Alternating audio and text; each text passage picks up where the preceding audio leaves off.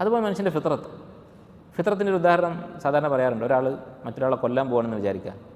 ഒരാളെ കൊല്ലാൻ വേണ്ടിയിട്ട് ഒരു കൊലയാളി പുറപ്പെട്ടിരിക്കുകയാണ്. ആ പോകുന്ന വഴിക്ക് ഇപ്പം പോകുന്ന വാഹനത്തിൻ്റെ മുമ്പിൽ ഒരു ജീവി, പൂച്ചയോ നായോ എടുത്ത് ചാടിയാൽ അതിനെ കൊല്ലാൻ മടിക്കും. അവനൊന്ന് അവിടെ കാത്തു നിൽക്കും. എന്താണ്? കാരണം കൊലപാതകം എന്നുള്ളത് ഫിത്രത്തിനെതിരാണ്. ഇവനൊരാളെ കൊല്ലാനാണ് പോകുന്നത്. പക്ഷെ എന്നാലും ആ കൊലയാളിക്കും അറിയാം കൊലപാതകം തെറ്റാണെന്നുള്ളത്.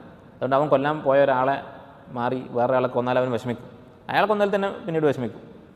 അപ്പോൾ മനുഷ്യൻ ഫിത്രത്ത് എന്ന് പറയുന്ന സംഗതിയുണ്ട്. അതുപോലെ തന്നെ വ്യഭിചാരം അല്ലെ, മനുഷ്യൻ പിന്നെ പെട്ടുപോകുന്നൊരു വലിയ തെറ്റാണ്, ചെയ്യാൻ വളരെ സാധ്യതയുള്ള ഒരു തിന്മയാണ്. അതുകൊണ്ടാണ് അതിന് വലിയ കടുത്ത ശിക്ഷ അല്ലാഹു തആല നിശ്ചയിച്ചിട്ടുള്ളത് ദുനിയാവിലും ആഖിറത്തിലും.